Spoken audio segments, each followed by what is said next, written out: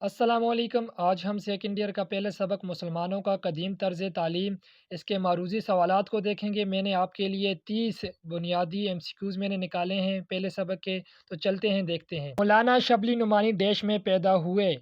جیم 1857۔ مسلمانوں کا قدیم طرز تعلیم صنف ادب کے اعتبار سے کیا ہے؟ الف مضمون۔ اردو کا پہلا مورخ ہونے کا اعزاز کس کو حاصل ہے؟ جیم مولانا شبلی نعمانی۔ کون غازی پور جا کر مولوی محمد فاروق کے شاگرد ہو گئے؟ دال شبلی نعمانی۔ علوم وہ تھے جن کو ڈیش سے زیادہ تر تعلق تھا؟ با حافظہ۔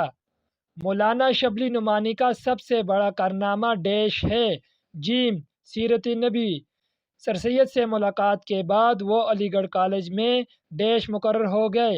با پروفیسر۔ وہ ڈیش کے سادہ اور نیچرل طرز زندگی کے لیے موزوں تھی؟ دال عرب۔ ملک کو کچھ ناواقفیت، کچھ مذہبی غلط فہمی کی وجہ سے ڈیش کے ساتھ ہمدردی نہ تھی؟ جیم فلسفہ و منطق۔ مشہور ڈیش کے تعلیمی حالات پڑھو؟ دال علماء۔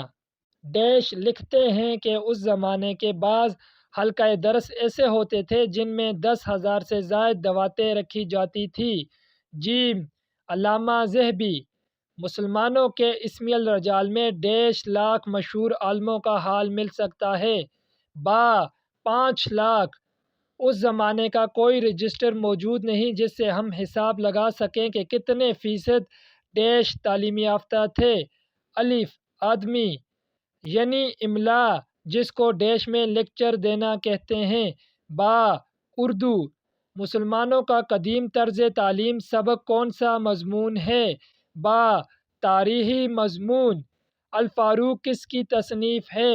با شبلی نعمانی۔ ہلاکو خان نے نہ صرف ڈیش کو غرق کیا؟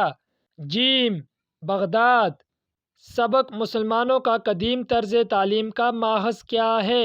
دال مقالات شبلی۔